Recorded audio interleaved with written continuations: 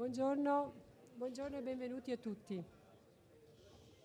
Abbiamo invertito un pochino l'ordine dei relatori perché è giusto che io vi porti il saluto del presidente di ANCI Veneto, che oggi non c'è. Io sono il vicepresidente, faccio le veci oggi in quanto il dottor D'Allegro oggi non poteva venire per l'influenza che ci coglie di sorpresa ogni tanto in questo periodo. Per cui a me l'apertura con una grande soddisfazione, perché abbiamo voluto e condiviso questo convegno nella convinzione e nella sicurezza che sia un punto di riferimento importante per il rapporto tra il territorio e la sanità del Veneto. Io rappresento l'ANCI e quindi rappresento i sindaci e come tale parlerò. Siamo convinti che più che mai sia indispensabile in questo periodo razionalizzare le forze che la nostra regione, il nostro territorio può mettere a disposizione per la salvaguardia della sanità ma anche del sociale, che sono due punti fondamentali d'eccellenza del Veneto. Sono sempre stati curati, abbiamo sempre fatto un grande lavoro di rete sul territorio, sapendo perfettamente che uno dei punti focali della nostra società è la salvaguardia delle fasce deboli, che possono essere l'ammalato, ma può essere anche l'anziano o il minore. Quindi abbiamo sempre collaborato ed è fondamentale che continui questa collaborazione tra i sindaci e i direttori generali, cosa che è avvenuta nella stesura di questo nuovo piano che razionalizza sicuramente le risorse, e di questo dobbiamo prendere atto, perché dobbiamo essere coscienti che il periodo che stiamo vivendo è un periodo di difficoltà, ma è un periodo anche che apre una visione futura del rapporto territorio-sanità, quindi ospedale-distretti, proprio perché quello che una volta poteva essere sufficiente o andava bene, oggi deve essere visto in un'ottica diversa, di ricollocazione delle forze che noi abbiamo sul territorio.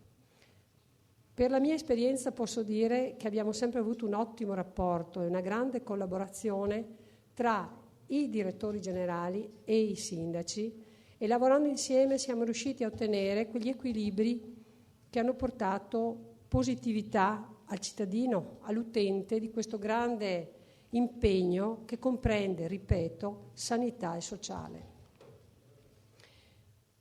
Oggi gli esperti, i tecnici, in particolare Federsanità con il presidente Forcolin, vi spiegheranno quelli che sono poi i passaggi che noi abbiamo invece valutato all'interno delle nostre ULS, lavorando in sinergia, portando delle osservazioni, facendo delle considerazioni, perché è importante che ci sia prima un dialogo di accordo, poi da parte nostra un controllo di ciò che viene effettivamente eseguito sul territorio.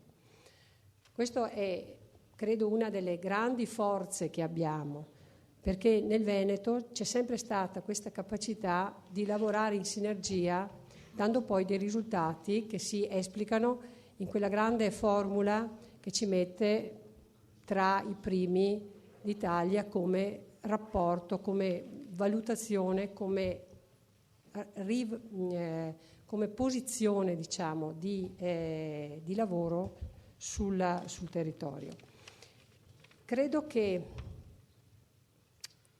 sia importante anche fare una valutazione sulla spesa. Dicevo prima che stiamo passando un periodo abbastanza particolare, che forse non è un passaggio, è un cambiamento, e come sindaci ne stiamo prendendo atto, considerato che i nostri bilanci ogni giorno grondano sangue e non so chi riuscirà a chiuderli senza alzare le tasse, quindi non è che siamo messi molto bene. È una situazione che ci vede per la prima volta in difficoltà nel mantenere quello che sul territorio abbiamo sempre fatto. E questa difficoltà non è solo nostra, ma è chiaro che è anche una difficoltà regionale. Quindi la razionalizzazione e la condivisione sono fondamentali, ed è questa la raccomandazione che io faccio ai colleghi sindaci, ma che chiedo anche alla Regione e ai direttori generali che tutto venga valutato, condiviso e lavorato in rete sul territorio. Questo ci permetterà comunque di essere sempre all'altezza di rispondere alle esigenze che abbiamo. Un'ultima considerazione: il nostro territorio sta invecchiando, stiamo andando verso una grande presenza di anziani che negli anni prossimi avranno bisogno di essere seguiti e curati, e quindi dobbiamo tenere presente anche questo nostro futuro non molto lontano, che ci chiederà sforzi ulteriori. Parlo adesso riportando un pensiero del presidente dell'ANCI. Vorremmo che la sanità, ma in particolare il sociale, tenesse conto di questo futuro non così lontano, e che quindi, considerata la spesa e considerata anche la razionalizzazione dei servizi, si valutasse con molta attenzione l'aumento dell'assistenza domiciliare, perché questo può ancora una volta legare il territorio al momento della sanità, al momento della cura, ma può dare anche quella serenità a chi ne ha bisogno per continuare a vivere in un contesto che ha amato quando era più giovane. Vi ricordo infine che il nostro territorio è un territorio sano, profondamente attivo, profondamente positivo e propositivo, e anche se dobbiamo affrontare dei tagli e delle razionalizzazioni, sono convinta che lo faremo con quella positività che ci ha sempre contraddistinto e che ci permette di trovare le soluzioni giuste quando il momento ce lo chiede. Vi ringrazio ancora per la presenza, sono convinta che da qui usciremo con una chiarezza che forse non tutti abbiamo adesso, ma anche con la convinzione che la collaborazione è indispensabile per andare avanti. Grazie.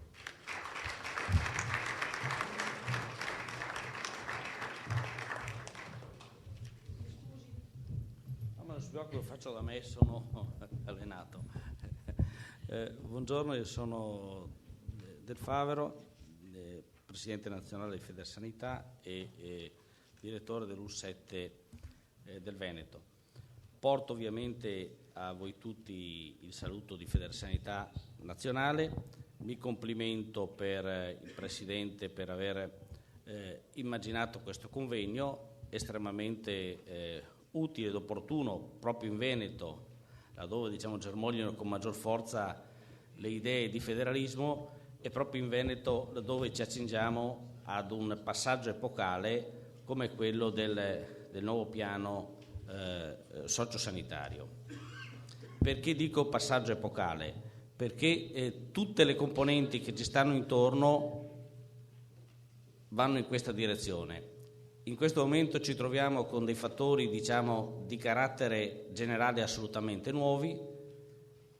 Stiamo parlando di inserimento nelle Costituzioni dei vari Stati europei dell'obbligo di equilibrio di bilancio, quindi l'obbligo dell'equilibrio di bilancio del virtuoso Veneto sta diventando un obbligo che deve penetrare nel tessuto del sistema pubblico italiano a tutti i livelli.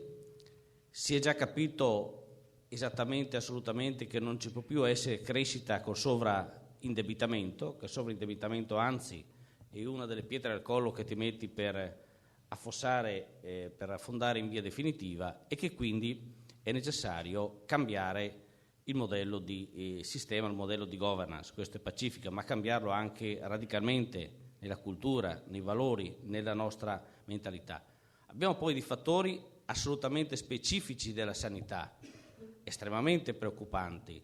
Pensate che l'Organizzazione Mondiale della Sanità e anche la nostra Ragioneria Generale dello Stato ha confermato che nel prossimo quindicennio, se l'incremento dell'invecchiamento della popolazione avverrà con lo stesso trend attuale, avremo un incremento di spesa di 1,5 punti del PIL.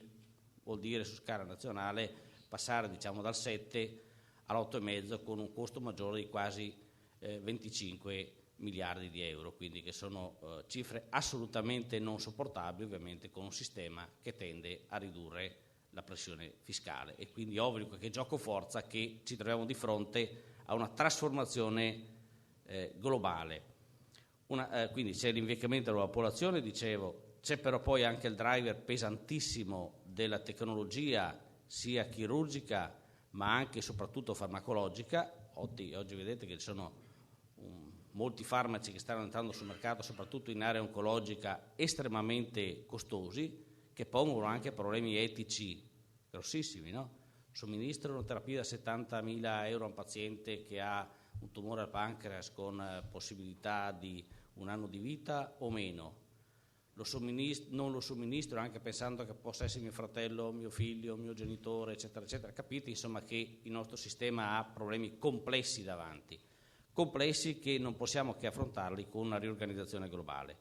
Quindi bene va il piano del Veneto, che è un piano forte, un piano fortemente innovativo, perché leggendolo bene, diciamo, tutti questi elementi si colgono e comporta di fatto una rivoluzione sia nell'organizzazione ospedaliera, in cui si ragiona ormai non più per ospedale ma per grandi reti, per sistemi integrati, sia per il territorio. Dobbiamo infatti porci domande se vogliamo sistemi locali grandi e potenti, roboanti, con un sistema regionale fragile, debole, indebitato, che perde competitività, oppure se vogliamo un grande sistema regionale con dei modelli locali ovviamente che si inseriscano perfettamente in questo schema, rispondendo poi in ultima analisi, a mio parere, alle esigenze vere del paziente, perché oggi, e parlo di riorganizzazione territoriale, il paziente vuole trovare evidentemente vicino a casa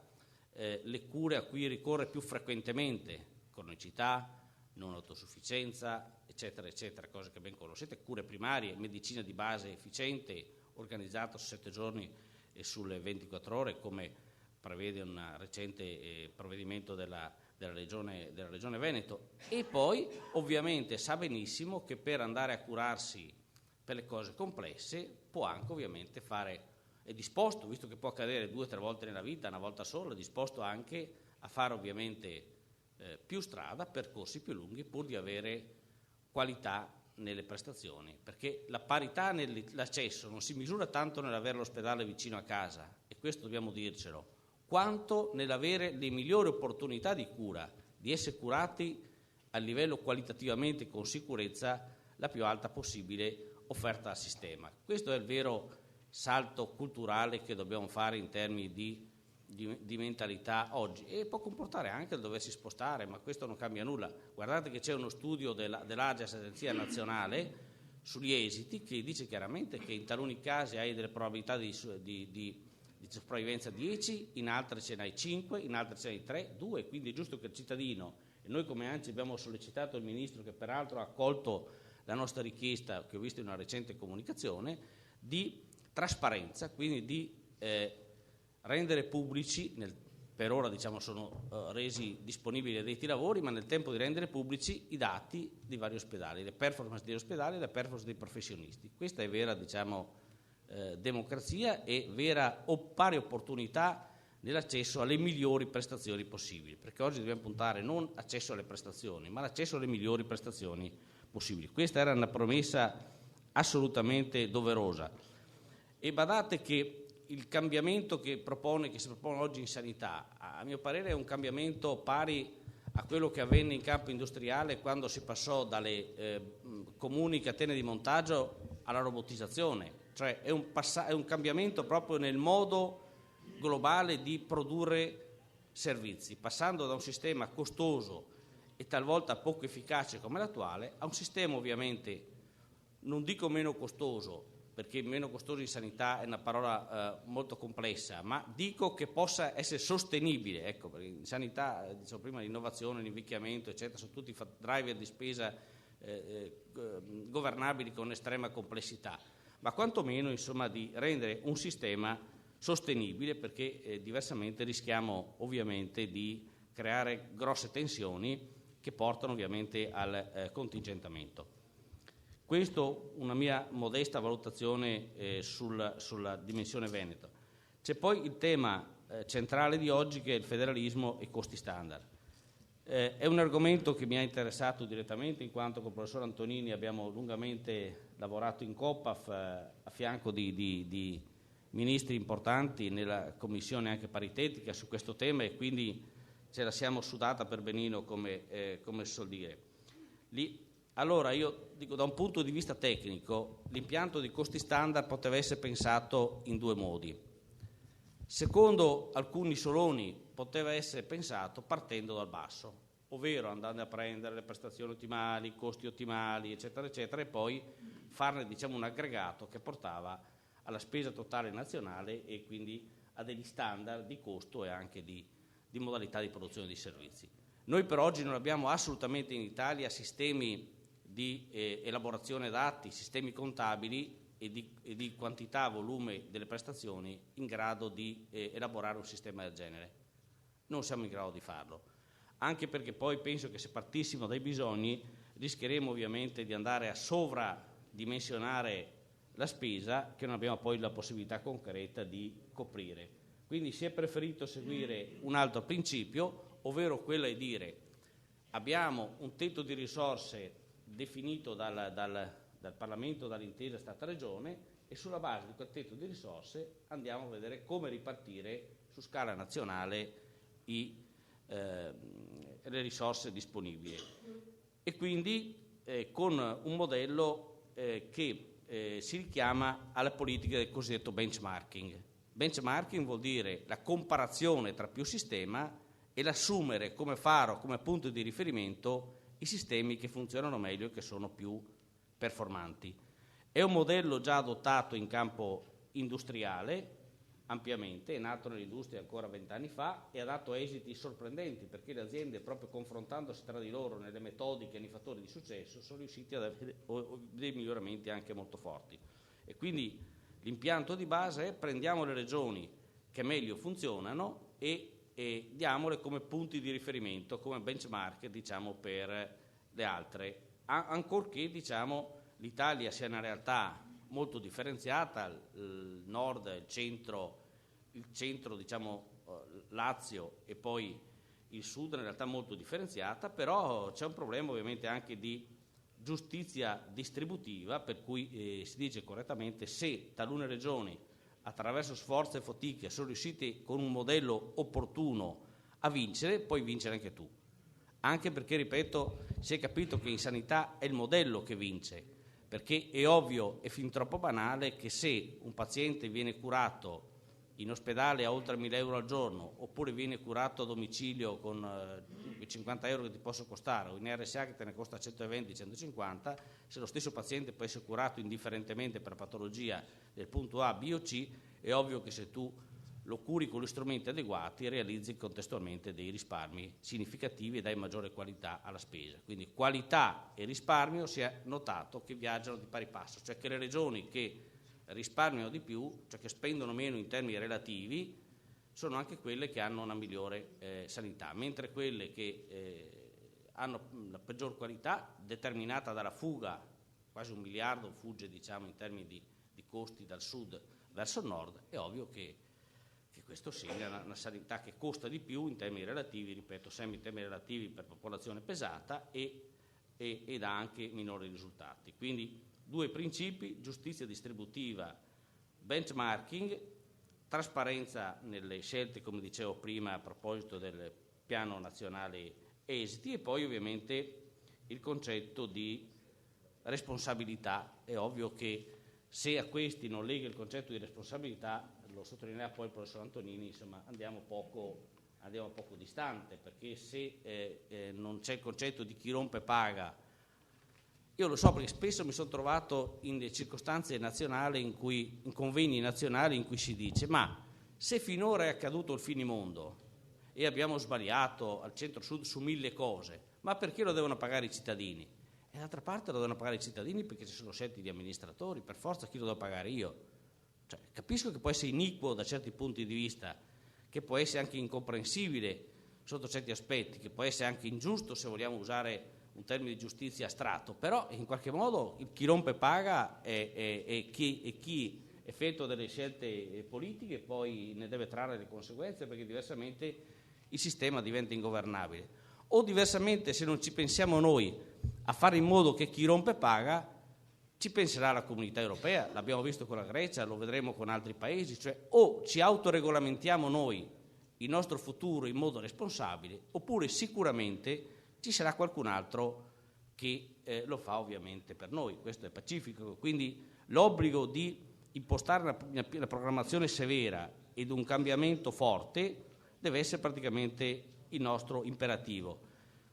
E la Regione Veneto, devo dire che fortunatamente per noi che ci operiamo in questo, ha seguito proprio questo, già il principio dei costi standard. Già noi lavoriamo, perché c'è chi, vedo qualche volta pontificare sui giornali che dobbiamo adottare i costi standard. Già, non abbiamo adottato i costi standard in senso strettissimo, però ci siamo orientati su una serie di parametri standard di riferimento che per noi costituiscono dei punti diciamo d'arrivo, che hanno dietro dei percorsi, tant'è che noi quando vediamo delle aziende che sono più performanti di noi su certe cose andiamo a chiedere come avete fatto, cosa state facendo, quali metodiche adottate, quali linee di produzione e di organizzazione avete, e quindi questo è un processo, diciamo, che dobbiamo per forza mettere in corso, sia diciamo nel Veneto verso gli altri paesi, verso gli altri paesi è un lapsus, verso le altre diciamo regioni e comunque al nostro stesso interno. Le 3 regioni benchmark verranno calcolate sulla base dei dati 2011. Sono felice che il Veneto ne sia uscito bene, perché la conferenza Stato-Regioni individuerà, il Ministero d'intesa con la conferenza individuerà 5 regioni in equilibrio economico, tra cui saranno scelte le 3, una del nord, una del centro e una del sud. Noi, a dire il vero, Antonino, non eravamo molto d'accordo all'epoca su questo, perché diciamo, dovremmo mettere le regioni che sono le più performanti, punto e a capo. La poi mediazione politica ha voluto che si mettesse una del nord, una del centro e una del sud. Comunque, in ogni caso, penso poco male, perché qualche volpone al Ministero dell'Economia ha inserito che la media che verrà fatta tra i costi standard nei macro livelli di assistenza, quindi prevenzione, ospedaliera e territorio, sarà una media ponderata. Ponderata vuol dire pesata con la popolazione, quindi ovvio che se ci sarà, non so, poni il Veneto o la Lombardia piuttosto che la Toscana e la Basilicata avendo pochissima popolazione inciderà modestissimamente nel spostare i parametri di costo, per cui io ritengo ottimisticamente che i parametri di costo saranno quelli del nord. Altro aspetto importante, Antonini, che è stato inserito all'epoca è quello di fare in modo che se le regioni virtuose da questa media non dovessero poi incassare di meno, perché potrebbe accadere che se io sono bravissimo e devo essere mediato con chi è molto meno bravo di me, ne esce una media più bassa e quindi io posso venire penalizzato rispetto al finanziamento che ricevevo prima. Ecco, il decreto legislativo a quel proposito ci tutela, in quanto dice che le regioni performanti non possono ovviamente ottenere minori dotazioni, quindi anche in questo possiamo affrontare diciamo, il futuro con un certo ottimismo, convinti che sia una rivoluzione. Ecco, l'unica cosa che mi preoccupa è che di questa rivoluzione spesso si trova poca traccia nei nuovi documenti programmatori nazionali, no Antonini? Cioè, si parla di sostenibilità, ma quando parliamo di sostenibilità, se parliamo in francese, dobbiamo soprattutto parlare della sostenibilità delle 3 regioni o 4 regioni che insieme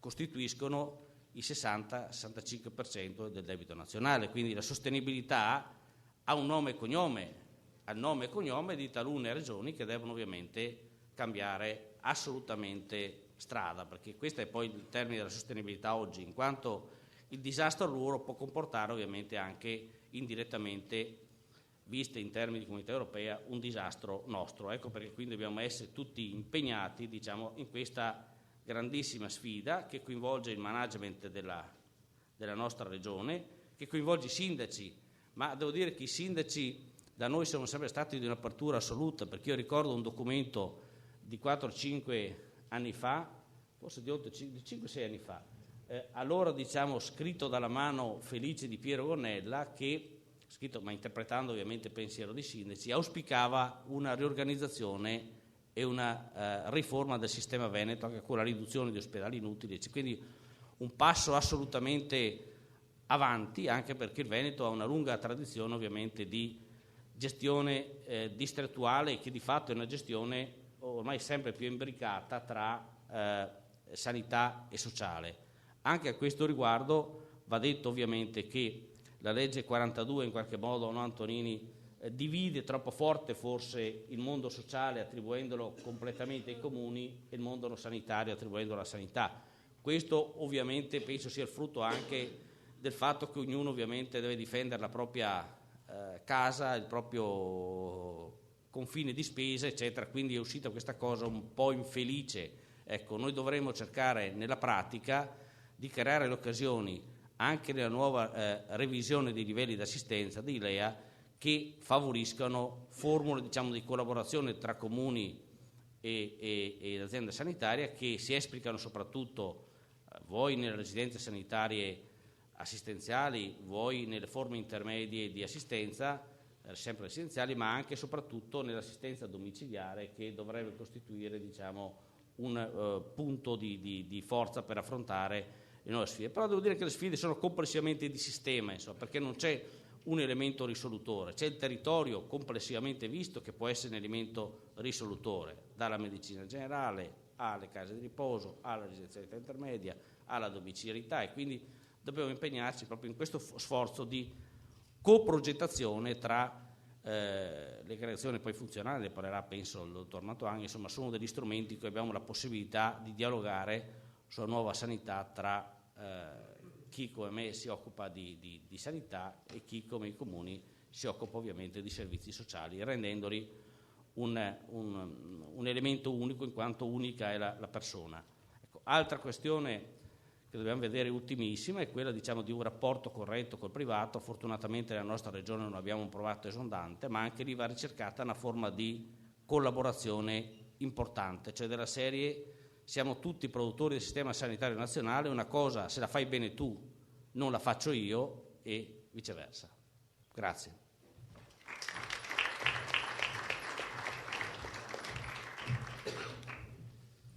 Buongiorno a tutti, anch'io porto i saluti di Federsanità Veneto, del mio direttivo, e non posso che iniziare con i ringraziamenti per i nostri relatori, per il dottor Mantovani, che inviterei anche a salire poi come spunto sicuramente per il nostro dibattito, al professor Antonini, alla dottoressa Basso e all'assessore Coletto, che mi dicono sia in arrivo e che ci darà appunto anche la situazione aggiornata dell'attività politico-regionale, diciamo, in tema sanitario. Ringrazio la vicepresidente di ANCI Veneto, Maria Rita Busetti, sindaco di Thiene, il presidente appunto di Federsanità Nazionale che ci ha appena illustrato delle linee guida, Lino Del Favero, i nostri dirigenti delle aziende USL, i colleghi sindaci, gli assessori, i consiglieri comunali dei nostri comuni, come pure i dirigenti delle case di cura e case di riposo che sono qui presenti oggi. Come diceva Del Favero, abbiamo voluto incontrarci proprio oggi qui nel cuore del Veneto per approfondire quegli indirizzi del nuovo piano sociosanitario regionale, una proposta che noi come Federsanità qualche anno fa abbiamo in qualche modo anticipato, e queste anticipazioni, è opportuno ricordarlo, sono state il frutto dell'esperienza di due grandi direttori generali. Uno l'ha ricordato Lino e il dottor Pietro Gonnella, l'altro è Fortunato Rao. È perciò doveroso ricordare in particolare, e lo faccio come presidente di Federsanità, il dottor Rao. Il suo impegno nel sanitario e nel sociale non è stata una casualità, un evento particolare della sua vita, ma quanto una scelta maturata negli anni a partire dalla sua esperienza come capo di gabinetto nel comune di Padova. È stato osservatorio e fronte del quotidiano incontro con tutte le disperazioni e povertà del territorio. È proprio lì che si forgia la sua sensibilità, o forse diciamo che la sua sensibilità intuisce le strade che può percorrere. Fortunato era anzitutto un uomo buono che portava questa sua bontà nell'ambiente della salute e non solo nelle corsie.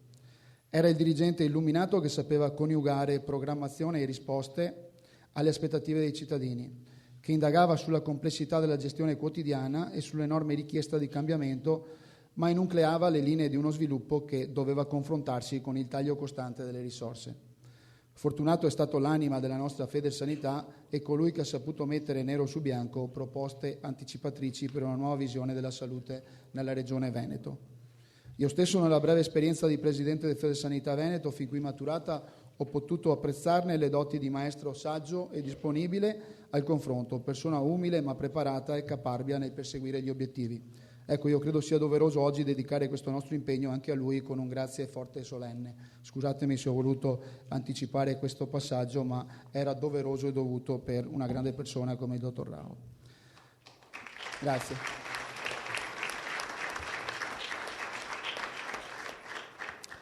Siamo ormai vicini al 30° anniversario della grande riforma dell'organizzazione della sanità in Italia e siamo passati dalla sanità delle mutue e ospedali retti da CDA espressi localmente su un impianto derivante da modelli che sono ottocenteschi di mutua solidarietà a modelli di consorzi da tecnici esperti collegati col territorio dei comuni.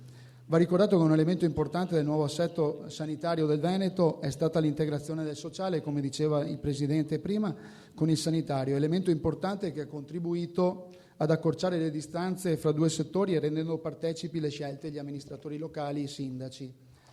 I piani sociosanitari regionali già editati hanno tentato di razionalizzare la spesa e l'organizzazione territoriale delle USL, specializzando e migliorando le qualità degli interventi ospedalieri, senza però impoverire il territorio costituito dai medici di base, per far sì che vi sia un sempre pronto intervento sulle richieste dei cittadini utenti. In tale contesto nel tempo si è sempre più integrato il sanitario con il sociale, prevedendo momenti di individuazione dei bisogni direttamente da parte dei sindaci, senza nulla togliere alle scelte della salute, ovviamente ai direttori generali. Si sono consolidati inoltre nel Veneto organizzazioni di alta eccellenza che nel tempo sono diventati punti di riferimento nazionali e internazionali. Oggi il Veneto infatti può vantare un modello di gestione delle politiche della salute e del sociale sicuramente all'avanguardia. La spesa spesso è diventata purtroppo il parametro più importante per valutare effettivamente la bontà dei piani, dimenticando forse che nella salute il primo parametro deve essere proprio quello della diminuzione delle malattie, della longevità della popolazione e della qualità della vita. Non vanno comunque escluse la specificità di ogni ULSS che attengono alla concretezza del proprio territorio, molto spesso anche variegato e disomogeneo.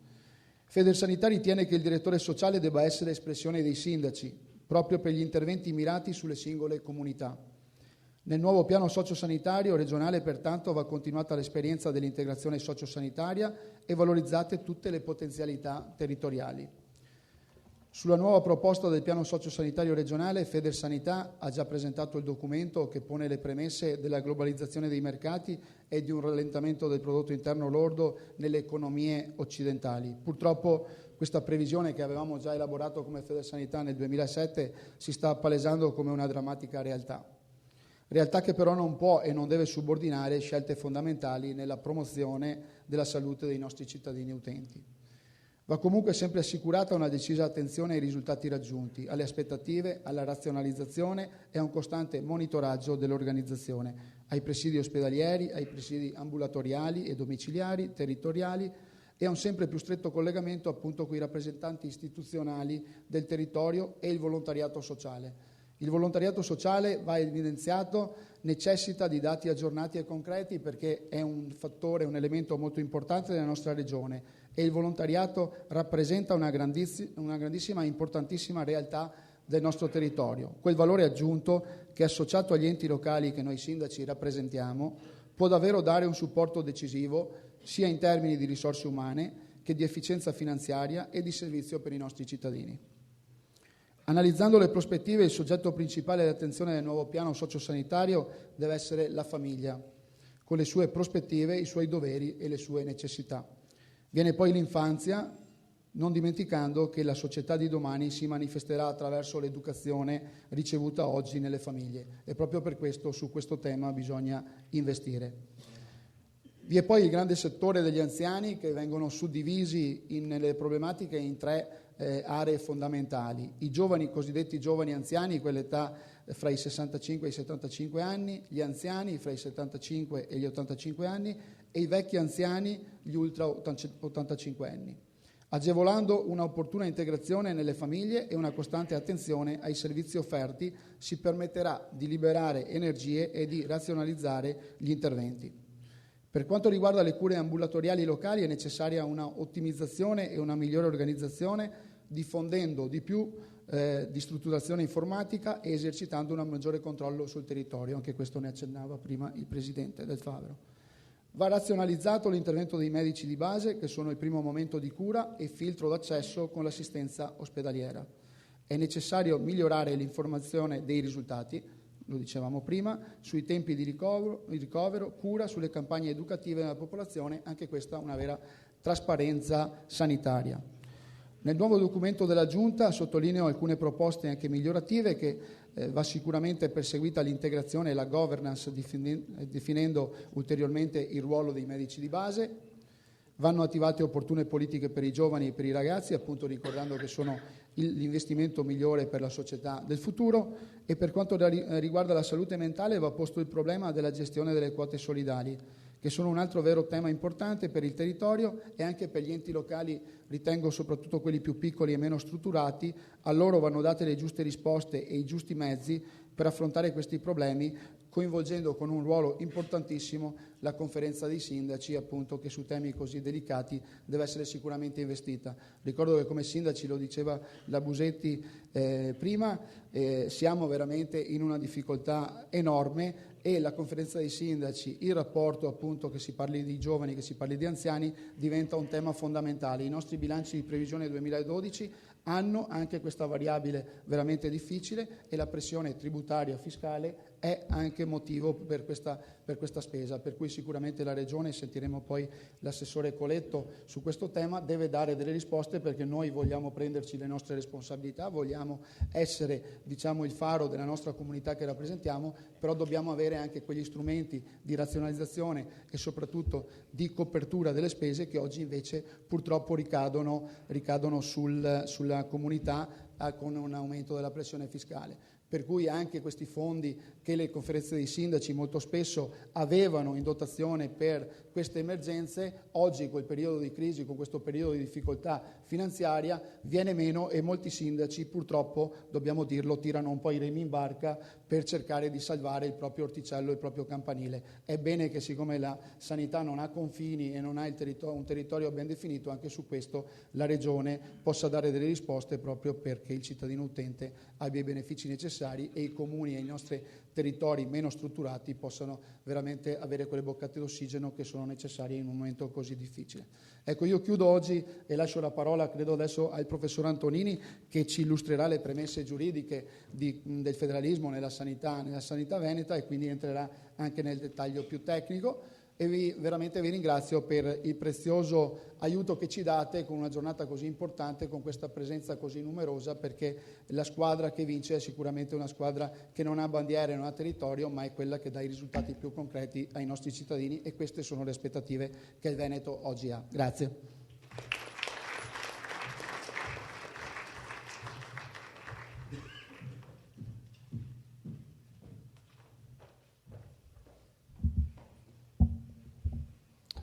Buongiorno e grazie dell'invito, io partirei un po' dall'attualità, cioè dall'attualità molto stretta, che è un'attualità un po' preoccupante da diversi punti di vista. Anche l'attualità culturale è preoccupante. Non so se avete letto l'articolo editoriale di Sergio Romano su Corriere della Sera di qualche giorno fa, dove si intitola "C'era una volta il federalismo". Fa un'analisi spietata della situazione italiana, praticamente dice che i comuni italiani servono, tranne qualche eccezione, solo a stipendiare consulenti, a organizzare festival, a mettere le mani nelle partecipate, servono a organizzare eventi spesso inutili in ogni città, a stipendiare consulenti, a assumere nuovi funzionari e impiegati, a presidiare aziende di pubblica utilità, servono in ultima analisi a conquistare voti nelle prossime elezioni. Questa è l'editoriale del Corriere della Sera, no? E conclude poi dicendo: anche un buon federalista dovrebbe ammettere che il Paese in questo momento ha soprattutto bisogno di buoni prefetti. No, questa è l'editoriale del Corriere della Sera, che non ha avuto replica. Io ho replicato, ma non è stata ripresa. C'è un clima, ho parlato con amici allibiti da questa presa di posizione anche amici autorevoli tipo Alberto Quadrio Curzio o Sapelli, altri, che però non hanno avuto spazio nel Corriere nel poter replicare a questa presa di posizione assolutamente devastante, che dice di un clima preoccupante. Poi fa anche una battuta sulla Lega, dice: se la Lega fosse veramente federalista si dovrebbe preoccupare di far abolire le province, non di difenderle. Allora, secondo me questa è una premessa che va considerata, e poi c'è un affondo anche sulla sanità dicendo: guardate cosa è stato federalismo nella sanità, ne abbiamo viste di tutti i colori, di fatto è meglio il centro, no? Questa è la logica. Allora, secondo me questo è un clima culturale che sta serpeggiando, bisogna prenderne atto. Secondo me è un clima culturale molto pericoloso.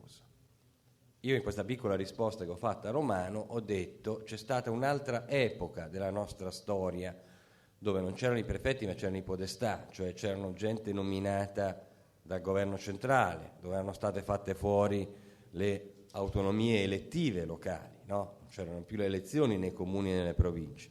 Mi auguro che non ritorni lo spirito di quell'epoca, no? E questa è la clima culturale che sta, un certo clima culturale che sta dominando e che secondo me è pericoloso. Io sono avvocato, difendo la Corte Costituzionale, ho fatto per la Regione Veneto il ricorso contro l'abolizione delle province, che non mi sembra ammissibile, purché è necessario evidentemente pensare a una ridefinizione, ma che si vengano abolite le province, sospese delle elezioni, con qualche comma di un articolo di un decreto legge dove si riducono i componenti del CNEL e altre cose minori, e fra l'altro si aboliscono con qualche comma le province in Italia, capite? Quando la Costituzione evidentemente le prevede come organi elettivi, gli dà tributi propri, gli dà compartecipazione ai tributi statali. Non puoi abolirle con alcuni commi di un decreto legge. Se vuoi fai una legge costituzionale, cioè coinvolgi apri un ampio dibattito su questo, e se vuoi una legge costituzionale la fai in 2 mesi, perché in 2 mesi si introdurrà il principio di pareggio di bilancio, no? Quindi c'è un rispetto, secondo me, della regola, delle costituzioni, dell'assetto che abbiamo, che è fondamentale e non può essere travolto in malo modo, anche perché rischi di creare costi maggiori piuttosto che il risanamento dei bilanci. Penso solo al Piemonte, dove il 70% dei comuni, più del 50% dei comuni ha meno di 1.000 abitanti, la provincia di Cuneo, mi sembra, non so quante, ha 2.000 cantonieri per le strade. Questi dove vanno? Ai comuni con meno di 1.000 abitanti, li prende tutti la regione.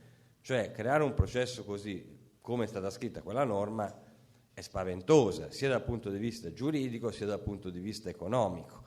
Tant'è vero che il primo che ha reagito contro è stato Valerio Onida, ex presidente della Corte Costituzionale, no? Che un articolo Sole 24 Ore ha detto è follia giuridica una cosa del genere.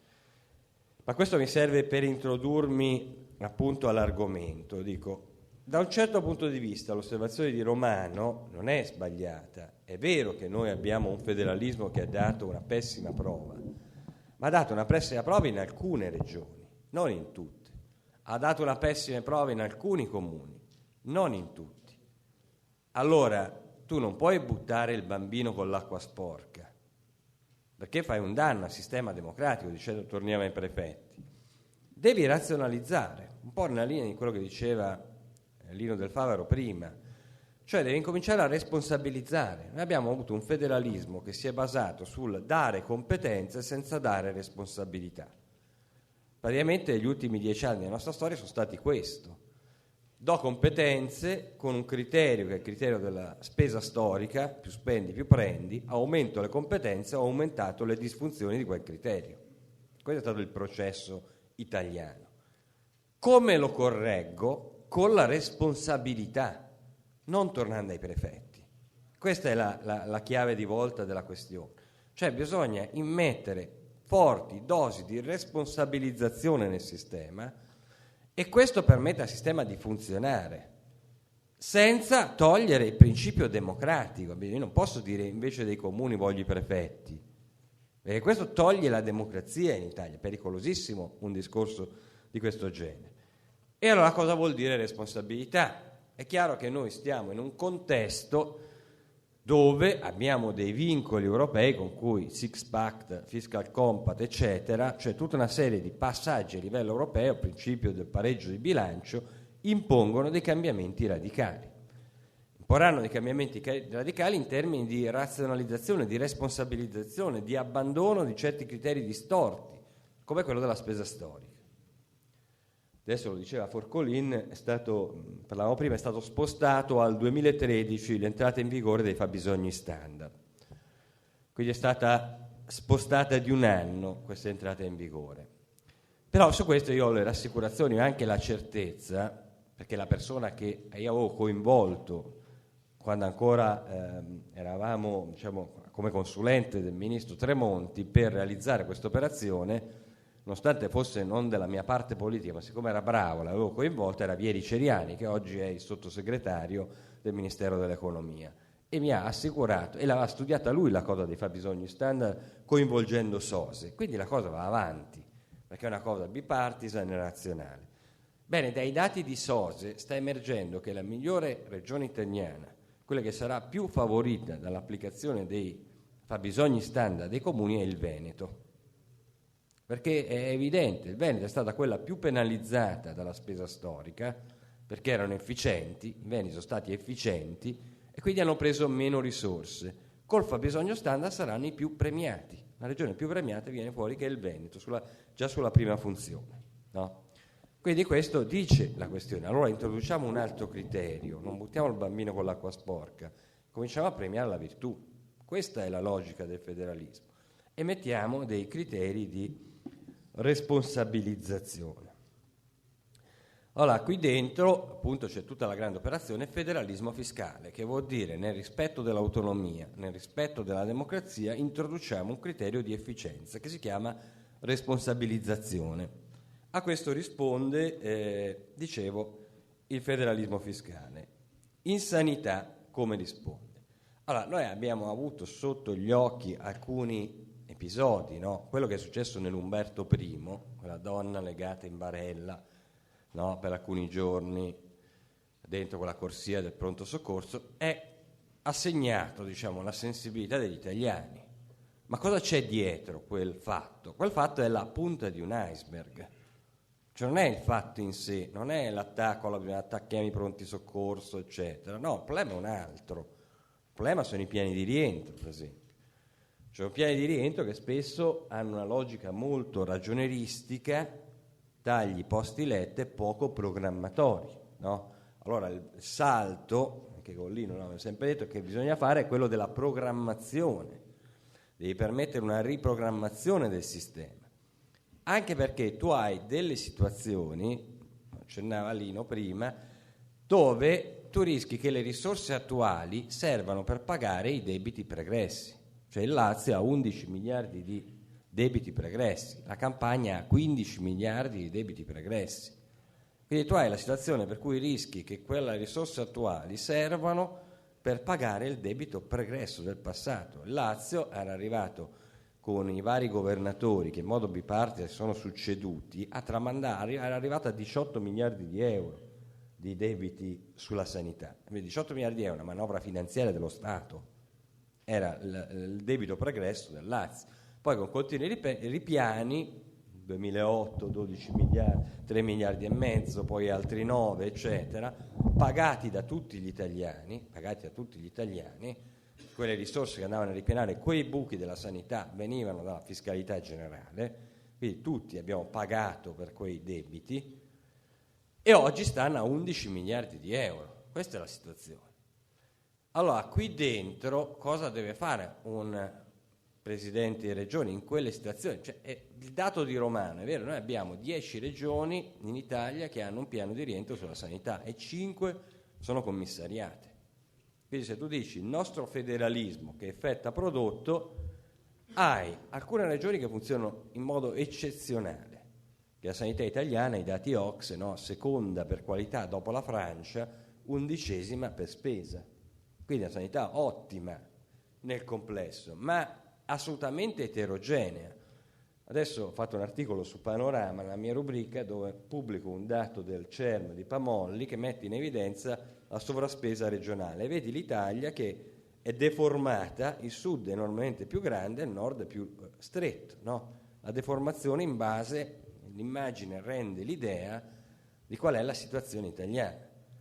E quali sono i problemi? Prendi l'Umberto I ha un primario ogni 3 posti letto, no? La media italiana mi dicono che è 1 a 14 più o meno, no?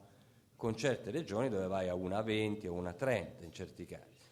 Allora il problema è la programmazione di questi sistemi, cioè non puoi non affrontare il problema del rivedere l'assetto territoriale, a intervenire in quelle situazioni che possono costituire un filtro rispetto al mandare la gente al pronto soccorso, dalla medicina di base, sistemi territoriali, alla piccola diagnostica, cioè di affrontare una ristrutturazione del sistema. Perché non viene affrontata? Perché certe volte tagliano solo i posti letti e non affrontano questo? Perché ha un costo politico. Vedete, se io devo chiudere un ospedale piccolo o devo chiudere un ospedale inutile, mi scontro con un egoismo territoriale, mi devo scontrare con un egoismo sindacale, ha un costo politico. Questa è la vicenda, no? E allora non si affrontano processi di riprogrammazione per evitare il costo politico. L'operazione federalismo fiscale qual è? È rendere il costo politico dell'inerzia maggiore di quello che della riprogrammazione, cioè bisogna mettere in piedi un sistema dove chi non affronta la riprogrammazione è punito dall'elettore. Quindi o affronti gli egoismi locali, quindi di un pezzo del tuo territorio, affronti gli egoismi sindacali, fai la riprogrammazione, se non la fai gli elettori ti mandano via, perché a quel punto è finito il regime precedente, cioè è finito quel regime dove gli sprechi non sono certificati, è finito quel regime dove ci sono i ripiani statali. Chi paga è l'elettore, cioè questo è lo scopo del federalismo nella sanità. Non è una grande rivoluzione, perché una grande rivoluzione, lo diceva Benelino, cioè nel momento in cui noi ci siamo messi a lavorare su questa cosa qua, ci siamo resi conto di tutti i deficit che mancavano, che poi dopo ogni volta che io parlo con Mantovano, ho parlato con Dario, cioè ho avuto tanti confronti, ti sei accorto che il sistema italiano è estremamente eterogeneo, no? Per esempio dati contabili, cioè noi nel 2008 avevamo la Calabria, tutta la contabilità della Calabria era inattendibile. Come fai a fare un processo bottom up dal basso, no? E dire quali sono gli standard, il costo, eccetera, se tu c'hai una regione dove la contabilità non è attendibile, una regione intera, no?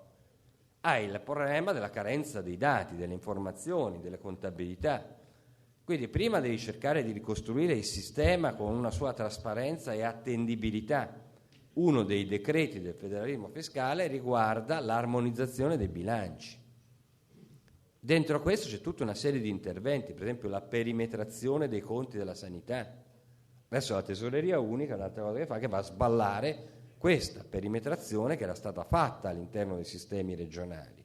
Anche quella gliel'abbiamo impugnata alla Corte Costituzionale, ma non puoi tornare al 1984.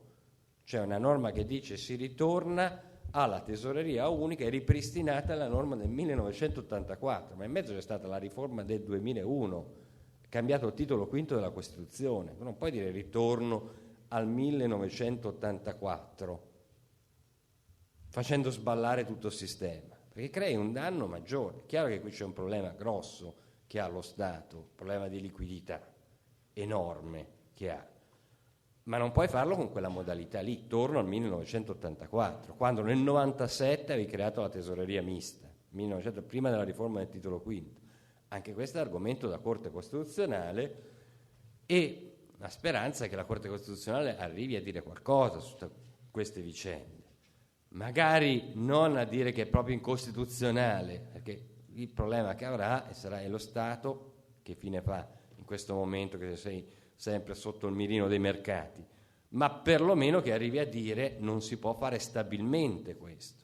Va bene in questo momento provvisorio, però che stabilisca il principio giuridico che non si può fare per sempre una cosa del genere in un sistema che è federale, che ha la riforma del titolo quinto, no? Allora dicevo, però, ho fatto questo inciso per dire a Tesoreria Unica, per esempio, va a sballare quella perimetrazione dei conti della sanità che era stata fatta con i propri tesorieri, no? All'interno dei conti, in modo che fosse tutto molto trasparente, quante risorse autonome ci metto, quanto è il trasferimento, eccetera. Oppure tutto anche il meccanismo di armonizzazione del sistema, in modo che il bilancio delle ASL dialoghi col bilancio della regione. C'è tutto un processo che è stato portato avanti, che è un processo di razionalizzazione proprio del sistema, dove oggi invece, soprattutto in certe realtà che sono le realtà messe peggio, invece domina la confusione, domina l'inattendibilità dei dati. Cioè in Campania, mi diceva l'Inno, cioè spendono 250 milioni di euro di avvocati ogni anno sulla sanità per le cause, sui debiti pregressi. Cioè queste sono le situazioni che abbiamo di fronte. Allora, lo scopo del federalismo fiscale qual è? Dico, un modello che è top down, quindi non è bottom up, mentre per i fabbisogni standard dei comuni si è utilizzato un modello bottom up, cioè con la rilevazione tramite questionari di SOSE, l'elaborazione eccetera. Il modello è bottom up, cioè parte dal basso, dal dato, e va a creare il benchmark attraverso la rilevazione del dato dal basso, e questa è un'operazione possibile. Sulla sanità eravamo in realtà tentati di poter fare una cosa del genere coinvolgendo anche qui SOSE, però lì le resistenze sono state molto forti, soprattutto a livello centrale, no? A livello un po' Massicci e compagni, che si vedevano un po' troppo invasi rispetto al... evidentemente, e avevano, e da quel punto di vista c'era anche forse l'idea che è meglio partire in modo sperimentale sui comuni. Per la sanità cerchiamo una prima razionalizzazione attraverso l'attendibilità delle contabilità, il miglioramento dei flussi informativi, e poi dopo magari in un futuro arriviamo anche a un altro metodo. Però il metodo che si è identificato, dicevo, è un metodo che ha dei limiti, diciamo, da un certo punto di vista abbastanza elementare, perché identifica queste regioni benchmark, di cui dovrebbe una essere del sud, però non è detto, perché se fossero tutte in piano di rientro, tu non ce n'è nessuna del sud, quindi non è un obbligo, è, diciamo, un orientamento. Quella del sud, evidentemente, che probabilmente entra, è l'unica che ha la condizione per entrare, è la Basilicata. Tutto sommato, la Basilicata ha un sistema, in ogni caso, con conti in ordine, no? Io una volta l'ho definita la piccola Svizzera, la Basilicata, perché se la vedi effettivamente è una delle un modello per il sud, è una regione che funziona nel sud. In ogni caso, per quel meccanismo della media ponderata non avrebbe quella preponderanza poi nel sistema. Ma lo scopo innanzitutto del fabbisogno standard, del costo standard della sanità, che andrà appunto parametrato sui dati 2011, quindi verrà costruito nel 2013, a partire dal 2013, è quello di dare una certa oggettività, no? In modo da certificare lo spreco. Questa è la cosa, certifica lo spreco del Lazio. Una volta che lo certifichi lo spreco, non dai più diritto all'aspettativa del ripiano statale. E questa è l'operazione. Una volta che hai certificato che tu sei sopra lo standard, tu non hai più il diritto al ripiano statale. Cioè, quindi dici basta quella prassi che noi abbiamo avuto fino al 2008, quindi non fino a 20 anni fa, fino a pochi anni fa, con quei 3 più 9 miliardi di euro, di cui la massima parte poi erano per il Lazio. Quindi cosa devi fare? Devi aumentare la pressione fiscale locale. Questo è lo stimolo che viene dato. Cioè l'addizionale IRPEF può salire fino al 3%. Questa è la dinamica, e anzi sale in automatico fino al 3%. Se non lo fa il Presidente di Regione, glielo fa chi segue la dinamica del rientro, no? Allora questa è la responsabilizzazione, cioè io rendo veramente più costoso non affrontare la riprogrammazione che affrontare gli elettori. E tu quando ti vedi l'addizionale IRPEF la vedi in busta paga, no? Già il Lazio a 1,7, quasi al 2%, 1,9 credo sia. A 2 pass. Ecco, questo pesa, l'elettore la vede, cioè misura subito lo misura, e tanto più la spingi questa leva, tanto più tu responsabilizzi, è l'unico metodo che hai. Non c'è un altro metodo per spingere alla riprogrammazione di un sistema, con l'affronto del costo politico, cioè rendere l'inerzia più pesante del dover affrontare gli elettori, cioè meglio affrontare quei problemi piuttosto che dover affrontare gli elettori. Questa è la dinamica del sistema, come anche dare oggettività al riparto, perché io ho avuto modo di assistere una volta al patto della salute e una cosa che mi è venuta in mente era il succo-arabo, cioè ognuno che tratta, cioè cerca di portare a casa condizioni migliori con notte e un giorno che va avanti, e questa dinamica qua, mi ricordo da 10 anni ormai è così il patto della salute. Allora, questi costi standard ti danno dei parametri oggettivi che devi prendere in considerazione e quindi vai a stemperare, diciamo, il carattere di mercanteggiamento che è il patto della salute. Quindi è un passo in avanti, non un passo radicale, perché dico non è bottom up, è top down, però è un passo in avanti rispetto alla situazione attuale. Secondo me le riforme le fai a piccoli passi, cioè su questi sistemi se tu tenti la riforma di stravolgimento alla fine non fai niente, l'esito è che non fai niente. Fabbisogni standard, noi potevamo farli in una settimana la regola da applicare, ci abbiamo messo con Sose 2 anni, quando l'hanno fatto in una settimana appena è uscita non hanno più fatto niente, è tutto bloccato, perché le rivoluzioni sì le puoi tentare, ma poi dopo se dietro non è un lavoro scientifico e non fai la gradualità, il risultato è che non cambi niente, operazioni gattopardesche, cambiare tutto per non cambiare nulla, no? Adesso i fabbisogni standard rallentati, quanto è, ma quando usciranno, secondo me quello è un processo che non si può fermare, perché ha dietro tutto un dato di lavoro di un paio d'anni in collaborazione anche con i comuni. Quindi non è calato dall'alto e dici no, non lo vogliamo, cioè questo è stato concertato e ha portato a questo risultato, no? Il Veneto è la migliore regione italiana sui fabbisogni standard. Allora, questa è l'operazione federalismo fiscale, dove dentro hai anche una serie di altre opportunità, cioè dicevo, per esempio, cioè, viaggia parallelamente il meccanismo, cioè dall'armonizzazione dei bilanci a meccanismi per esempio premiali. In certi casi abbiamo messo meccanismi premiali per le regioni che istituiscono centrali acquisti, i prezzi di riferimento, no? Oppure l'idea che il DRG anche il pubblico deve applicarlo, quindi un meccanismo premiale per quando il pubblico applica anche lui il DRG, no? C'è tutta una serie di piccoli passi in avanti che sono stati fatti, secondo me estremamente significativi. Poi, e qui poi concludo, con una norma di chiusura, cioè la sanzione pesante, politica, finale, cioè il fallimento politico, dove anche qui le regioni l'hanno impugnata alla Corte Costituzionale, alcune regioni, ma questa misura, il fallimento politico, scatta quando per 2 anni un Presidente di Regione immotivatamente non rispetta il piano di rientro, gli obblighi del piano di rientro, porta per 2 anni l'addizionale IRPEF al massimo, cioè al 3%. A quel punto il governo propone la rimozione di quel Presidente al Presidente della Repubblica.